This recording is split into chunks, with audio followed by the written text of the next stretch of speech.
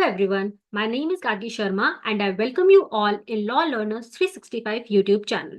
So जैसे कि students आप जानते हैं लास्ट जो हमारा सेशन था that is your starting first session जहां पर हमने क्या डिस्कस किया था that is your Indian evidence act भारतीय साक्ष्य अधिनियम जो हम प्योरली जो है वो अपने एपीओ प्रिलिमिनरी एग्जामिनेशन को टारगेट करते हुए डिस्कस किया जा रहा है। ठीक है, तो जो लास्ट सेशन था वो बेसिकली आपका एक इंट्रोडक्टरी सेशन था जहां पर हमने एविडेंस लॉ को लेकर कुछ आपके बेसिक्स जो थे वो डिस्कस किए थे। तो उस सेशन को लेकर अगर किसी भी स्टूडेंट को कोई डाउट है then please feel free to comment. And इसी के साथ साथ जिन स्टूडेंट्स ने वो लेक्चर नहीं देखा है तो आज के सेशन को ज्वाइन करने से पहले प्लीज आप वो सेशन देख कर आए। ठीक है, अब हम बात करते हैं आज के सेशन के अंदर हम क्या डिस्कस करने वाले हैं। सो आज के सेशन में जैसे कि हमने लास्ट सेशन के अंदर एक बर्ड व्यू डिस्कस किया था जहां हमने अपने एविडेंस एक्ट का क्लासिफिकेशन पढ़ा था, तो आज हम पार्ट 1 को डिस्कस करेंगे जिसमें भी हम स्पेसिफिकली चैप्टर नंबर जो 1 है जो आपका क्या डील करता है that is your preliminary part यानी कि प्रारंभिक यानी कि सेक्शन नंबर 1 से जो 4 का रेंज है वो हम आज डिस्कस करने वाले हैं। सो बेसिकली मैं अगर आपको समराइज्ड आइडिया दूं तो सेक्शन 1 to 4 नॉर्मली सारे एक्ट्स के अंदर ही आपको क्या देखने को मिलता है अपार्ट फ्रॉम सब एक्सेप्शंस क्या देखने को मिलता है। वहां पर हमें सेक्शन 1 जो है वो बताता है शॉर्ट टाइटल, एक्सटेंट और कमेंसमेंट उस एक्ट का। इसी के साथ साथ जो बाकी के सेक्शंस रहते हैं वो हमारे कुछ डेफिनेशन रिलेटेड या कुछ एप्लीकेबिलिटी नॉन एप्लीकेबिलिटी रिलेटेड रहते हैं। सो ये बेसिक आपका एक प्रिलिमिनरी जो पोर्शन है किसी भी एक्ट का वो डिस्कस किया जाता है। ठीक है, so now I am sharing my screen with all of you ताकि हम अपने आज के सेशन को स्टार्ट कर सकें। Okay students, so I hope मेरी जो स्क्रीन है वो आपको अच्छे से विजिबल होगी and I am also clearly audible. So सबसे पहले मेरी सभी स्टूडेंट्स से रिक्वेस्ट है कि इस सेशन का आप जो बेनिफिट है वो तभी ले पाएंगे जब आप लोग सेशन के साथ में अपने पास अपना बेयर एक्ट लेके बैठेंगे, ताकि आप लोग क्या करते जाए उसमें मार्किंग एंड नोटिंग करते जाए, क्योंकि हम जो डिस्कस करने वाले हैं that will be purely in summarised form. Concept सारे कवर किए जाएंगे but in a chart form, ताकि क्या रहे आपके रिटेंशन जो है वो ज्यादा से ज्यादा रह पाए। ठीक है, तो जैसे कि मैंने आपको बताया आज का हमारा क्या एजेंडा रहने वाला है, तो हम लोग जो प्रिलिमिनरी सेक्शन है दैट इज 1 to 4 वो डिस्कस करेंगे। चलिए, कमिंग टू सेक्शन 1, सेक्शन 1 किस चीज के बारे में बात करता है? So that is your preliminary part यानी कि आपके short title, extent and commencement के बारे में। तो जैसे कि आप लोग देख सकते हैं सेक्शन 1 में आपको क्या बताया है कि जो शॉर्ट टाइटल रहने वाला है इस एक्ट का वो क्या रहने वाला है, द इंडियन एविडेंस एक्ट 1872 यानी कि भारतीय साक्ष्य अधिनियम। ठीक है, इसी के साथ साथ जो कमेंसमेंट वाली बात आती है जो हमने अपने लास्ट सेशन के अंदर डिस्कस किया था कि हमारे पास हमें हर एक्ट में 2 डेट्स देखने को मिलती है।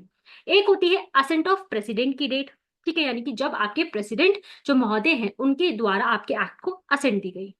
एंड सेकंड क्या होती है आपकी एनफोर्समेंट डेट, या जब वो एक्ट क्या आया आपके एनफोर्समेंट में आपके फोर्स में आया। तो जो आपका सेक्शन नंबर 1 है वो आपकी कौन सी डेट से डील करता है, that is your enforcement date. तो हमारे इंडियन एविडेंस एक्ट की एनफोर्समेंट डेट क्या है जो हमने लास्ट सेशन में डिस्कस करी थी, दैट इज 1 सितंबर 1872। तो सेकंड पॉइंट जो है आपके कमेंसमेंट के बारे में ये आपके सेक्शन 1 में डील किया जाता है।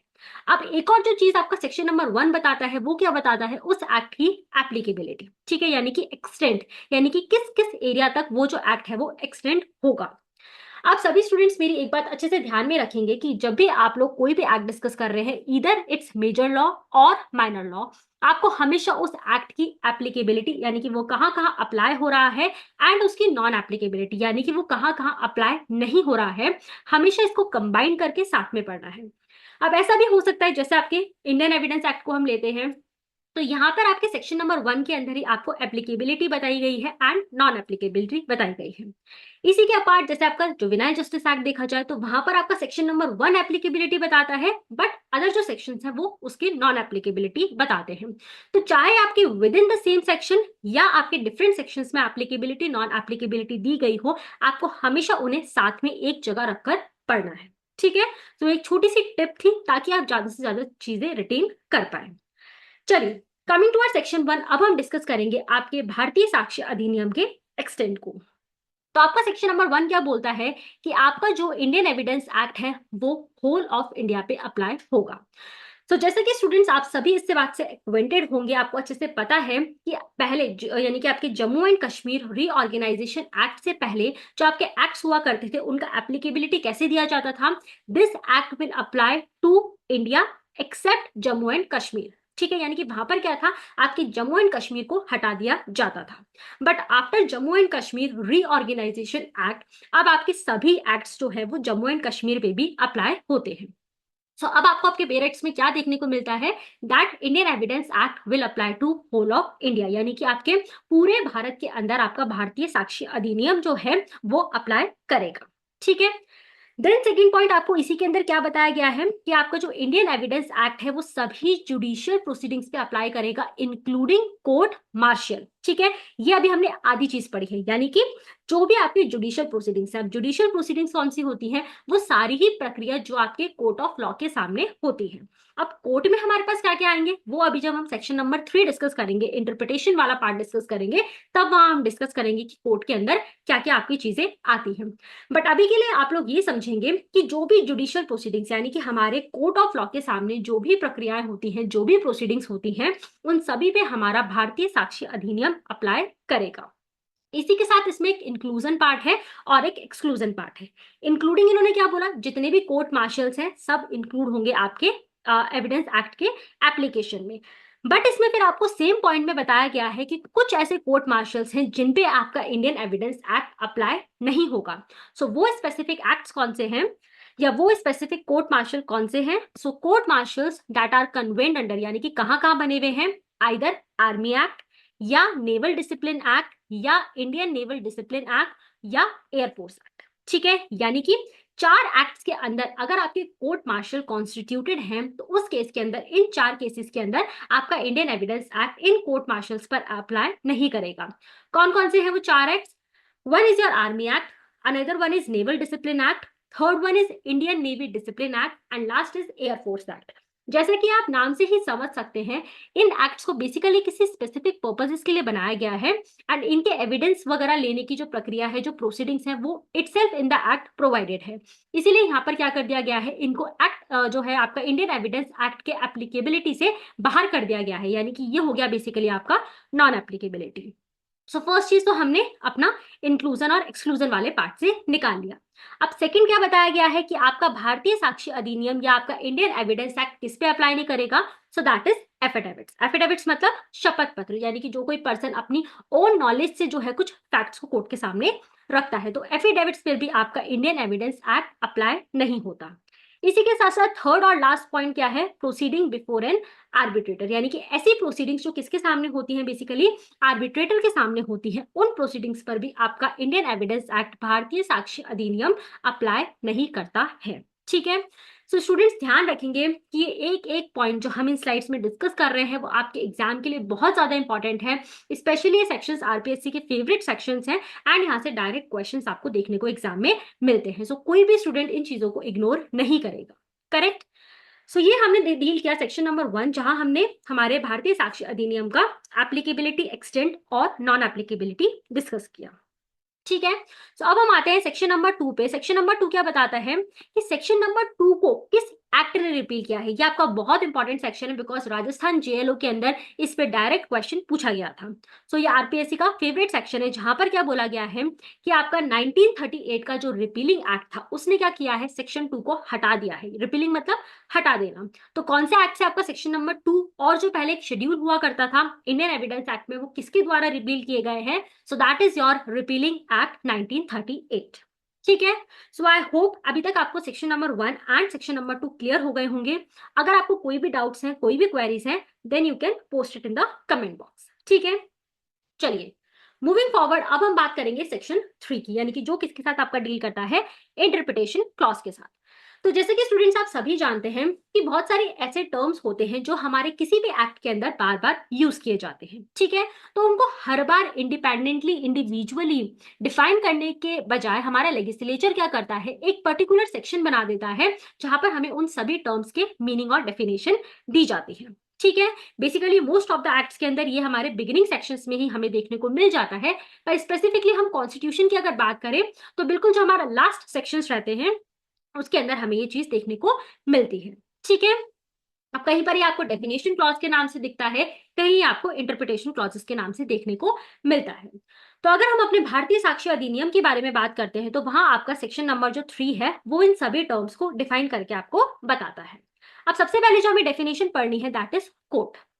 अभी हम पहले वाले स्लाइड में डिस्कस कर आए हैं कि जुडिशियल प्रोसीडिंग्स कौन सी प्रोसीडिंग्स होती हैं जो हमारे कोर्ट ऑफ लॉ के सामने होती हैं। सो अब बात क्वेश्चन आता है कि कोर्ट होता क्या है। तो बेसिकली आपकी तीन चीजें हैं जो कोर्ट की डेफिनेशन में इंक्लूड की गई हैं और एक चीज है जो आपकी कोर्ट की डेफिनेशन से एक्सक्लूड की गई है। तो जब भी एग्जामिनेशन में क्वेश्चन आएगा आपको क्वेश्चन ध्यान से पढ़ना है कि क्या उन्होंने इंक्लूजन पूछा है या उन्होंने एक्सक्लूजन पूछा है। ठीक है, तो कोर्ट में हमारे पास बेसिकली तीन चीजें देखने को मिलती हैं। वन इज योर जजेस, लाइक आपके सेशन जज वगैरह होते हैं। Next is your magistrate, magistrate मतलब कि जो आपके जुडिशियल मजिस्ट्रेट फर्स्ट क्लास है, जुडिशियल मजिस्ट्रेट सेकंड क्लास है, या आपके मेट्रोपॉलिटन मजिस्ट्रेट्स हैं। ठीक है, जजेस में आप हाई कोर्ट जज भी ले सकते हैं, सुप्रीम कोर्ट जजेस भी ले सकते हैं। ठीक है, एंड थर्ड आता है all person legally authorised to take evidences, यानी कि जिसमें आपके विधिक तरीके से एविडेंस लेने के लिए किसी पर्सन को क्या किया गया है, ऑथोराइज किया गया है, उन्हें ऐसी पावर्स दी गई है बाय द लॉ, तो वो भी क्या होंगे, आपके कोर्ट की डेफिनेशन के अंदर कवर किए जाएंगे। तो कोर्ट में हमने क्या देखा, जजेस, magistrate and all those persons who are legally authorised to take the evidence. ठीक है, देन इसमें एक्सेप्शन क्या आता है, एक्सेप्ट आर्बिट्रेटर, यानी कि अभी हम लास्ट वाली स्लाइड में पढ़कर आए थे कि हमारा इंडियन एविडेंस एक्ट किन पर अप्लाई नहीं होता है, आर्बिट्रेशन प्रोसीडिंग्स पे अप्लाई नहीं होता। तो जब आर्बिट्रेशन प्रोसीडिंग्स पे हमारा एक्ट अप्लाई ही नहीं करता तो हमारे पास आर्बिट्रेटर्स जो है वो भी हमारे कोर्ट की डेफिनेशन में नहीं आएंगे। ठीक है, सो आई होप आपको कोर्ट की जो डेफिनेशन है वो क्लियर हो गई होगी। मूविंग फॉरवर्ड अब हम बात करेंगे फैक्ट के बारे में। तो जैसे कि अगर आप लोगों को ध्यान हो, लास्ट वाले सेशन के अंदर हमने कुछ रूल्स पढ़े थे जिस पर आपका क्या है, एविडेंस एक्ट बेस्ड। ठीक है, वहां हमने एक रूल पढ़ा था जहां हमने देखा था कि जब भी एविडेंस दिया जाएगा या जब भी साक्ष्य दिया जाएगा तो वो किस पर बेस्ड होगा, या तो वो किससे रिलेटेड होगा, तो या तो वो फैक्ट एंड इशू से रिलेटेड होगा या वो आपके रेलिवेंट फैक्ट से रिलेटेड होगा। ठीक है, तो ये जो फैक्ट टर्म है यानी कि जो तथ्य है, इसका मतलब होता क्या है वो हम लोग इस डेफिनेशन में डिस्कस करेंगे। तो फैक्ट में बेसिकली आपको दो चीजें बताई हैं, that is means and includes. ठीक है, जब भी आप लोग डेफिनेशन लिखेंगे आपको ये ध्यान में रखना है कि किस डेफिनेशन में सिर्फ मीन्स दे रखा है, किस में सिर्फ इंक्लूड्स दे रखा है और किस में मीन्स एंड इंक्लूड्स दोनों वर्ड्स दिए गए हैं, यानी कि ये क्या है, इंक्लूसिव डेफिनेशन है। तो यहाँ आपको दो तरह के फैक्ट के बारे में बताया गया है। एक होता है हमारा फिजिकल फैक्ट। ठीक है, as the word describe itself, physical का मतलब क्या है, जिसे आप देख सकते हैं, जिसे आप सुन सकते हैं, जिसे आप टच कर सकते हैं। ठीक है, और एक कैटेगरी क्या आती है हमारे पास, साइकोलॉजिकल फैक्ट्स, यानी कि मेंटल जो चीज है उससे वो कनेक्टेड है। ठीक है, तो फिजिकल फैक्ट का मतलब क्या है, एनीथिंग, स्टेट ऑफ थिंग या relation of thing that is capable of being perceived bye senses. Senses का मतलब जैसे हमारी सिक्स सेंस होती हैं। ठीक है, यानी कि हम आंखों से देख सकते हैं, कानों से सुन सकते हैं, नोज से स्मेल कर सकते हैं, उसे टच करके फील कर सकते हैं। तो यानी कि ऐसे फैक्ट्स, यानी कि ऐसे तथ्य, ऐसी चीजें, कुछ भी हो सकता है, दैट कैन बी एनीथिंग, या किसी चीज का कोई स्टेट हो या एक चीज का दूसरी चीज के साथ कोई रिलेशन हो, जो कि हम कैसे परसीव कर सकते हैं, दैट इज बाय सेंसेस। ठीक है, अब जैसे किसी के हाथ में चक्कू है तो हमने वो चीज अपनी आंखों से देखी है कि उस पर्सन के हाथ में क्या है, चक्कू है। ठीक है, so that is we are able to perceive it by senses. इसी के अगर हम रेस्पेक्ट में देखते हैं तो हमारे पास सेकंड कैटेगरी आती है साइकोलॉजिकल फैक्ट्स। साइकोलॉजिकल फैक्ट्स का मतलब क्या है, कोई भी मेंटल कंडीशन जिसके बारे में क्या है, पर्सन कॉन्शियस है। फॉर एग्जाम्पल, अगर कोई पर्सन क्या है, थोड़ा मेंटली इल है, तो हम उसकी मेंटल सिचुएशन से ये देख सकते हैं कि क्या है, वो मेंटली साउंड नहीं है। सो वो बेसिकली क्या हो गया है, आपका एक साइकोलॉजिकल फैक्ट हो गया। तो जब भी आप तथ्य के बारे में बात करेंगे या फैक्ट के बारे में बात करेंगे तो वहां पर दो चीजें आपको देखनी है। वन इज फिजिकल फैक्ट जो हम अपनी सेंसेस से परसीव कर सकते हैं, and second is psychological fact, यानी कि मानसिक जो चीज है, मेंटल कंडीशन जो है, वो आपके साइकोलॉजिकल फैक्ट की डेफिनेशन में फॉल करेगी। ठीक है, अब हम पढ़ते हैं कुछ इलस्ट्रेशंस। सभी स्टूडेंट्स एक बात अच्छे से ध्यान में रखेंगे कि आपके आरपीएससी के दो मोस्ट फेवरेट एरियाज होते हैं जहां पर आपको क्वेश्चन पूछे जाते हैं। One is direct section based, या हम बोल सकते हैं इंडेक्स बेस्ड। ठीक है, यानी कि आपके बेयर एक्ट में से कोई भी सेक्शंस वो डायरेक्टली आपसे पूछ सकते हैं। And second is your illustrations based, यानी कि बेसिकली कोई भी वो प्रैक्टिकल सिचुएशन या डायरेक्टली वो आपसे इलस्ट्रेशन देकर भी पूछ सकते हैं कि ये किस सेक्शन का के अंदर फॉल करता है। तो आपको जो इलस्ट्रेशन वाला पार्ट है, कोई भी इलस्ट्रेशंस आपको आपके एविडेंस एक्ट में जो आपका सेक्शंस कवर किए जा रहे हैं एग्जाम में, वहां से नहीं छोड़ना है। इसीलिए मैं आप लोगों के लिए इलस्ट्रेशंस भी लेकर आई हूँ, सो दैट एक बार आप इनको क्या कर सके, गो थ्रू कर सके। फाइन, तो फर्स्ट इलस्ट्रेशन क्या बोलता है, that there are certain object arranged in a certain order in a certain place is a fact. तो बेसिकली क्या है, ये एक फिजिकल फैक्ट का एग्जाम्पल, यानी कि कुछ ऐसी चीजें हैं, कुछ ऐसी ऑब्जेक्ट्स हैं जो किसी एक सर्टेन ऑर्डर के अंदर क्या है, अरेंज्ड है किसी स्पेसिफिक प्लेस पे। तो वो क्या है, वो आप बेसिकली अपने सेंसेस से परसीव कर सकते हैं। आप देख सकते हैं उन चीजों को कि किस तरीके से वो क्या है, प्लेस्ड है। तो ये बेसिकली आपका किसका एग्जाम्पल हो जाता है, फिजिकल फैक्ट का। ठीक है। Then next is that a man heard और saw something is a fact, यानी कि हर्ड मतलब सुनना, यानी कि आप अपने ईयर का यूज कर रहे हैं। सॉ समथिंग मतलब आप देख सकते हैं। ये भी क्या है, बेसिकली आपका फिजिकल फैक्ट का एग्जाम्पल है, जहां आप अपने सेंसेस से क्या कर रहे हैं, उसको परसीव कर रहे हैं। ठीक है। देन नेक्स्ट इज बोल रहा है, तो वो भी क्या है, बेसिकली आपके सेंसेस के द्वारा किया जा रहा है। सो ए बी सी जो आपके इलस्ट्रेशन है, वो बेसिकली आपके किसके एग्जाम्पल होते हैं, फिजिकल फैक्ट के। अब अगर हम डी एग्जाम्पल पे आते हैं, तो वहां क्या बोला है, that a man hold a certain opinion. Opinion हमेशा आप कैसे फॉर्म करेंगे, अपनी सोच से, अपने दिमाग से। तो ये बेसिकली क्या है, एक मेंटल कंडीशन है, यानी कि साइकोलॉजिकल फैक्ट का एग्जांपल है, जहां पर वो क्या बोल रहा है, has a certain intention. Intention क्या होती है, बेसिकली आपके माइंड रिलेटेड होती है इंटेंट, कि आपका उसके पीछे क्या एम है, क्या मोटिव है। Act in a good faith और fraudulently, good faith, fraudulently, intention, opinion, ये बेसिकली सारे आपके साइकोलॉजी को जो है डिनोट करने वाले वर्ड्स हैं। ठीक है। और uses a particular word in a particular sense, और इज और was at a specific time conscious of a particular sensation. ठीक है। तो ये सभी क्या है, ये फैक्ट की डेफिनेशन में आएंगे, और कौन से फैक्ट में फॉल करेंगे, that is your psychological fact. ठीक है। इसके बाद नेक्स्ट आता है that a man has a certain reputation. तो किसी की कोई रेपुटेशन बनाना, किसी के बारे में कोई आपको इमेज क्रिएट करना, वो सब चीजें भी क्या रहेंगी, आपके साइकोलॉजिकल फैक्ट की डेफिनेशन में कवर की जाएगी। ठीक है। सो आपको इलस्ट्रेशंस एक बार वापस से रिवाइज करने हैं, सो दैट आपको फिजिकल फैक्ट और साइकोलॉजिकल फैक्ट को डिफरेंशिएट करना आ जाए। ठीक है। चलिए, नाउ मूविंग फॉरवर्ड, अब हम बात करते हैं रेलिवेंट फैक्ट के बारे में। सो बेसिकली रेलिवेंट फैक्ट के बारे में जब हम बात करते हैं, तो यहाँ पर जैसे कि हमने जब बेसिक रूल पढ़ा था या गोल्डन रूल पढ़ा था, तब वहां हमने क्या देखा था कि आपके फैक्ट जो है, आप एविडेंस जो है, या तो वो आप अपने रेलिवेंट फैक्ट के रिलेशन में देंगे, या फैक्ट इन इशू के संबंध में देंगे। रेलिवेंट फैक्ट का मतलब क्या होता है, सुसंगत तथ्य, यानी कि ऐसा तथ्य जो किसी और के साथ में कनेक्ट होकर क्या बन जाता है, रेलिवेंट बन जाता है। और एक क्या होता है, फैक्ट इन इशू, यानी कि विवादित तथ्य, यानी कि ऐसा कोई तथ्य जिसको लेकर एक पर्सन तो क्या बोल रहा है, हाँ, और एक पर्सन क्या बोल रहा है, ना, यानी कि वहां पर क्या है, एक कॉन्फ्लिक्ट की सिचुएशन है, एक विवाद की परिस्थिति है। ठीक है। तो अब जब रेलिवेंट फैक्ट के बारे में हम बात करते हैं, तो यहाँ पे क्या बोला गया है रेलिवेंट फैक्ट की डेफिनेशन में, दो चीजें आप और ध्यान रखेंगे। एक आता है आपके पास टर्म फैक्टम प्रोबेंशिया, और एक आता है फैक्टम प्रोबेंडम। ये आपको बेयर एक्ट में देखने को नहीं मिलेंगे वर्ड्स, लेकिन ये आपके एग्जाम में डायरेक्टली पूछे जाते हैं। तो रेलिवेंट फैक्ट का एक और अदर वर्ड क्या है, दैट इज योर फैक्टम प्रोबेंशिया। ठीक है। और जब हम फैक्ट इन इशू पढ़ेंगे, तो उसको हम और क्या बोलते हैं, फैक्टम प्रोबेंडम। ठीक है। तो रेलिवेंट फैक्ट में क्या बताया है, one fact is said to be relevant to another when the one is connected with the other in any of the ways referred to in the provision of this act relating to the relevancy of facts। इसीलिए कल मैंने आपको एक बार पूरा index का क्या दिया था, बर्ड व्यू। इसमें क्या लिखा हुआ है, एक तथ्य, एक फैक्ट दूसरे फैक्ट से इस तरीके से कनेक्टेड है कि वो क्या बन जाता है, रेलिवेंट बन जाता है, सुसंगत बन जाता है, किन किसी भी वेज में। अब वो वेज आपको कहां दिए गए हैं, वो आपके एक्ट में ही दिए गए हैं।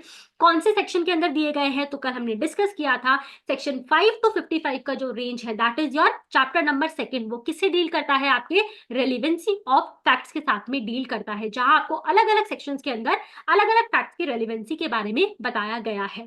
तो यहाँ पर ये जो लाइन है, referred any of the ways refer to in the provision of this act relating to the relevancy of facts, तो ये बेसिकली कौन से सेक्शन रेंज की बात कर रहा है, सेक्शन नंबर 5 to 55। ठीक है। कोई भी फैक्ट कोर्ट के सामने आएगा, तो वो देखेंगे कि क्या आपके 5 to 55 के रेंज में वो फॉल कर रहा है या नहीं। ठीक है। सो दैट इज योर सुसंगत तथ्य या रेलिवेंट फैक्ट। अब हम बात करते हैं फैक्ट इन इशू की। जैसा कि मैंने आपको बताया, फैक्टम प्रोबेंशिया एंड फैक्टम प्रोबेंडम। तो फैक्ट इन इशू का और दूसरा नाम क्या है, दैट इज फैक्टम प्रोबेंडम। ये दोनों ही टर्म्स आपको ध्यान में रखनी है। अब हम इसके फैक्ट इन इशू के अंदर क्या क्या चीजें आएंगी, तो fact in issue means and includes, क्या क्या आएगा, कोई भी फैक्ट, यानी कि कोई भी तथ्य, या तो खुद से, that is either by itself, या किसी दूसरे तथ्य के साथ मिलकर, यानी कि in connection with other facts. क्या कर रहा है, किसी राइट की, किसी लाइबिलिटी की या किसी डिसेबिलिटी की। राइट मतलब कोई हमारा अधिकार है, लाइबिलिटी मतलब कोई हमारा दायित्व है, कोई हमारी ड्यूटी है, डिसेबिलिटी मतलब जो जैसे कि अनसाउंड माइंड है या फिजिकली इनकेपेबल है। तो किसी भी राइट, लाइबिलिटी या डिसेबिलिटी की क्या बता रहा है, या तो उसके एग्जिस्टेंस के बारे में बता रहा है, या उसके नॉन एग्जिस्टेंस के बारे में बता रहा है, या उसके नेचर के बारे में बता रहा है, या क्या बता रहा है, उसके एक्सटेंट के बारे में बता रहा है, या तो क्या हो रहा है उसका असर्शन। असर्शन का मतलब यस एंड डिनायल का मतलब नो, यानी कि या तो क्या है वो राइट, या तो क्या कर रहा है एग्जिस्ट कर रहा है या नहीं कर रहा है किसी भी सूट या प्रोसीडिंग में।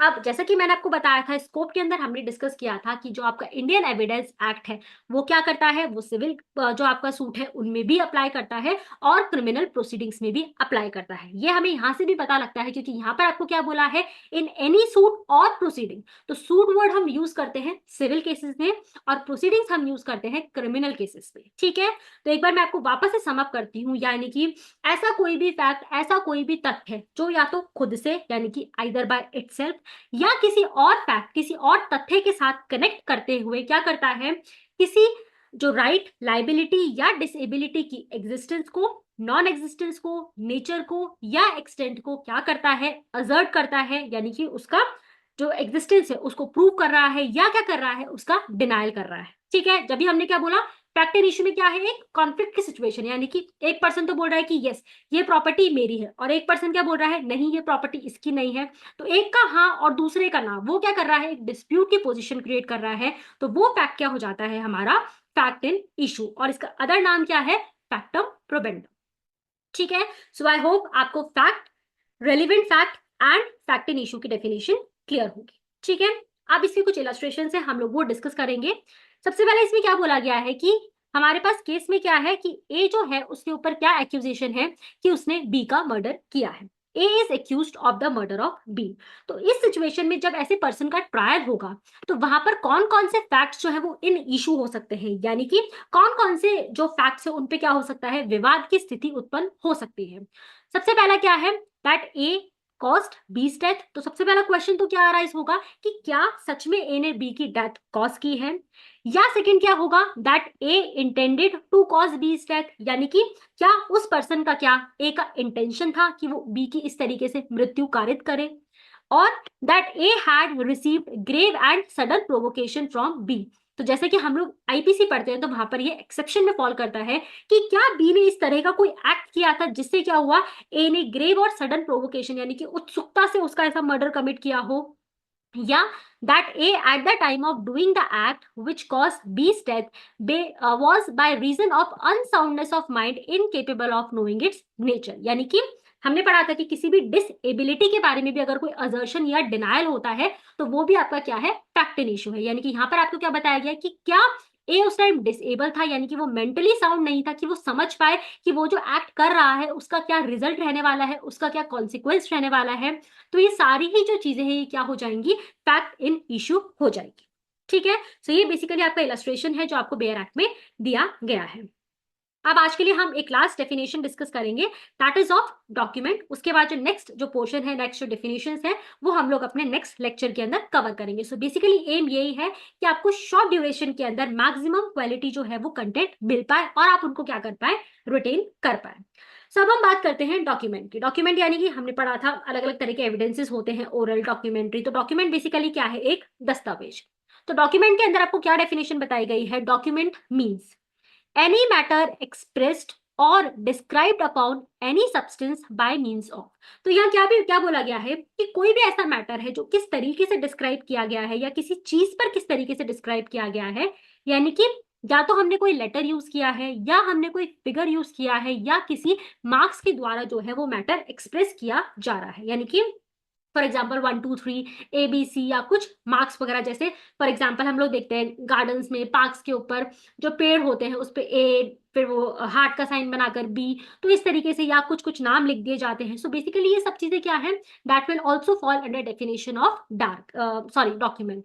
ठीक है, बिकॉज यहाँ क्या कर रहे हैं आप, किसी भी मीन्स के थ्रू क्या कर रहे हैं, कुछ चीजों को एक्सप्रेस कर रहे हैं। ठीक है, या फिर यहाँ पे सेकेंड मोड क्या बताया गया है, by more than one of those means intended to be used or which may be used for that purpose of recording of that matter। यानी कि या तो एक कोई इनमें से मोड यूज किया गया, यानी कि या तो सिर्फ लेटर के थ्रू या सिर्फ फिगर के थ्रू या सिर्फ मार्क्स के थ्रू, या क्या करा गया है, इन सबका एक कॉम्बिनेशन यूज करके क्या किया जा रहा है, इंटेंशन क्या है इन सब चीजों को यूज करने की, ताकि वो उस मैटर को रिकॉर्ड कर सके। फॉर एग्जाम्पल, आज आप अपनी कॉपी के अंदर नोट्स लिख रहे हैं, आप कुछ न्यूमेरिकल पॉइंट यूज कर रहे हैं, कुछ आप फिगर्स लिख रहे हैं, कुछ आप ड्राइंग्स चार्ट्स वगैरह फॉर्म कर रहे हैं, तो बेसिकली ये सब चीजें क्या है, this is also a document.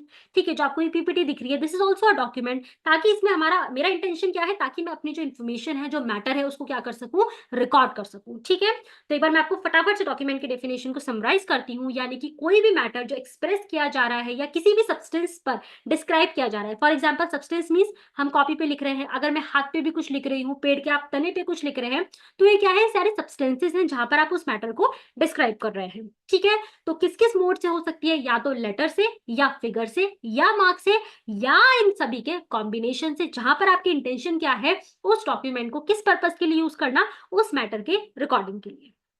ठीक है, so that is your document. अब इसमें आपको कुछ इलस्ट्रेशंस दिए गए हैं, यहां से बहुत डायरेक्टली आपसे क्वेश्चंस पूछे जाते हैं, तो प्लीज इन सभी को आपको अच्छे से ध्यान में रखना है। अब सबसे पहला क्या आता है, आ राइटिंग इज अ डॉक्यूमेंट, यानी कि कुछ लिखा भी गया है, तो वो भी आपके डॉक्यूमेंट की कैटेगरी में फॉल करेगा। Then next is words printed, lithograph और फोटोग्राफ, यानी कि जो आपकी फोटोज होती हैं वो भी डॉक्यूमेंट्स हैं। कुछ आपने प्रिंट किया, यानी कि प्रिंटेड फॉर्म में अगर कुछ है, वो भी डॉक्यूमेंट्स है। कुछ अलग जो आपकी ग्राफिक्स होते हैं, लाइक लिथोग्राफी वगैरह, अगर उस वे में भी अगर आप कुछ रिकॉर्ड कर रहे हैं with the intention of recording the matter, तो वो भी आपका बेसिकली क्या रहेगा, डॉक्यूमेंट्स रहेगा। देन नेक्स्ट इज मैप और प्लान, यानी कि आप देखते हैं मैप्स, ठीक है, यानी कि जैसे आपका भारत का, इंडिया का नक्शे वगैरह होते हैं, वो सब भी क्या है, डॉक्यूमेंट्स, क्योंकि वहां कोई ना कोई इन्फॉर्मेशन जो है, कोई ना कोई मैटर जो है, वो एक्सप्रेस्ड है। इसके साथ साथ में कोई प्लान, जैसे आप देखते हैं, आप अपने घर वगैरह कंस्ट्रक्ट करवाते हैं, तो वहां पर एक आप प्लान ड्रॉ करते हैं, सो वो भी क्या है, बेसिकली आपका डॉक्यूमेंट का एग्जाम्पल है। इसके अलावा N inscription on a metal plate और स्टोन इज अ डॉक्यूमेंट, जैसे आप देखते हैं एंशियंट टाइम्स के अंदर कुछ जो आपके जो वॉल्स होती हैं, कुछ स्टोन्स होते हैं, उन पे बहुत कुछ लिखा जाता है, बहुत कुछ एनग्रेव्ड होता है, तो वो सब भी क्या है, वो सब भी क्या आपके डॉक्यूमेंट की कैटेगरी में फॉल करते हैं। ठीक है, and then caricature, caricature is also a form of documents. ठीक है, चलिए अब इसी के साथ हम लोग एक लास्ट डेफिनेशन जो है वो और डिस्कस कर लेते हैं, उसके बाद बाकी के डेफिनेशन और जो हमारा सेक्शन नंबर 4 है, वो हम नेक्स्ट लेक्चर में कंटिन्यू करेंगे, क्योंकि अभी हमने डॉक्यूमेंट फैक्ट वगैरह पढ़े हैं, तो हम उसके साथ में एविडेंस भी कनेक्ट कर लेते हैं। तो जब हम बार बार में पढ़ रहे हैं, हमारे एक्ट का नाम ही क्या है, इंडियन एविडेंस एक्ट, यानी कि भारतीय साक्ष्य अधिनियम। तो ये एविडेंस होता क्या है, या ये साक्ष्य होता क्या है, तो एविडेंस में क्या बोला गया है, evidence means and includes both oral evidence and documentary evidence. ठीक है, पहले हमारे पास इसके अंदर इलेक्ट्रॉनिक रिकॉर्ड्स नहीं थे, बट आफ्टर अमेंडमेंट अब हमारे पास डॉक्यूमेंट्री के अंदर ई रिकॉर्ड्स, इलेक्ट्रॉनिक रिकॉर्ड्स भी इंक्लूड होते हैं। सबसे पहले हम बात करते हैं ओरल एविडेंस क्या है। So basically all statements which the court permit or required to be made before it by witnesses in relation to matter of fact under inquiry, such statement are called evidence। तो यहाँ आपका keyword क्या है, that is your statements, यानी कि court के द्वारा permit किया गया, या कोर्ट ने बोला कि आप ऐसे ऐसे विटनेस को लेकर आइए, ताकि वो क्या दे सके, अपना स्टेटमेंट दे सके। तो ऐसा जो स्टेटमेंट होता है, वो क्या होता है, आपका ओरल एविडेंस। और ये स्टेटमेंट किसके रिलेशन में दिए जा रहे हैं, जो भी आपका विवादित है, या जो भी आपका तथ्य है, जिसके रिगार्डिंग आपकी इंक्वायरी चल रही है कोर्ट के सामने, उन केस के रिलेटेड या उन फैक्ट्स के रिलेशन में क्या दिए जाते हैं, ऐसे स्टेटमेंट दिए जाते हैं विटनेसेस के द्वारा। तो ये जो आपके स्टेटमेंट्स होते हैं, that fall under the category of oral evidence, क्योंकि स्टेटमेंट तो आप क्या देते हैं, मौखिक साक्ष्य जिसे हम बोलते हैं। देन नेक्स्ट आता है डॉक्यूमेंट्री एविडेंसेस। तो अभी हमने क्या पढ़ा, डॉक्यूमेंट की डेफिनेशन पढ़ी, ठीक है, यानी कि लिखित जो आपके दस्तावेज होते हैं। So all documents including electronic records, यानी कि अगर आपने कोई एक्सेल शीट प्रिपेयर कर रखी है, यानी कि जहां पर आपने कोई इलेक्ट्रॉनिक मोड यूज किया है रिकॉर्ड्स मेंटेन करने के लिए, तो वो भी आपके डॉक्यूमेंट्री एविडेंस के अंदर इंक्लूडेड रहेगा। ठीक है, जो कोर्ट के सामने किस पर्पज से प्रोड्यूस किए जा रहे हैं, ताकि कोर्ट उनको क्या कर सके, इंस्पेक्ट कर सके, उनको जांच कर सके उनकी। ठीक है, तो वो जो डॉक्यूमेंट्स होंगे, that will be documentary evidence. तो ओरल एविडेंस का मतलब हो गया वो सारे स्टेटमेंट्स जो कि या तो कोर्ट चाहता है या कोर्ट परमिट करता है विटनेसेस को देने के लिए कोर्ट ऑफ लॉ के सामने, और वो किस मैटर में रिलेटेड है, जो आपके फैक्ट्स हैं under inquiry. So that is your statements. And documentary evidence में क्या आ जाते हैं हमारे पास, वो सारे ही डॉक्यूमेंट्स जिसमें हमारे इलेक्ट्रॉनिक रिकॉर्ड्स भी इंक्लूडेड होते हैं, जो कि कोर्ट के सामने प्रोड्यूस किए जाते हैं इंस्पेक्शन पर्पस के लिए, that is your documentary evidences. ठीक है स्टूडेंट्स, सो आई होप आज का जो सेशन है हमें जो हमने डिस्कस किया है वो आपको क्लियर हो गया होगा, ठीक है? ओके, सो आज हमने कुछ एविडेंस वाली जो डेफिनेशन है वहां तक डिस्कस करी है। अब कल हमारे पास कुछ और डेफिनेशन है जो हम डिस्कस करेंगे एंड सेक्शन 4 को डीपली हम लोग डिस्कस करेंगे, ठीक है? वो चीजें आपके लिए इंपॉर्टेंट रहने वाली है because in the whole act वो टर्म्स आपको बार बार में देखने को मिलने वाली है। So do revise these sessions and अगर आपको कोई भी डाउट्स रहते हैं आप लोग कमेंट बॉक्स में पूछ सकते हैं, ठीक है? प्लीज अगर आपको सेशन अच्छे लग रहे हैं तो लाइक कमेंट कीजिए एंड अपने फ्रेंड्स के साथ भी शेयर कीजिए ताकि उनको भी हेल्प हो सके, ठीक है? So thank you all for joining.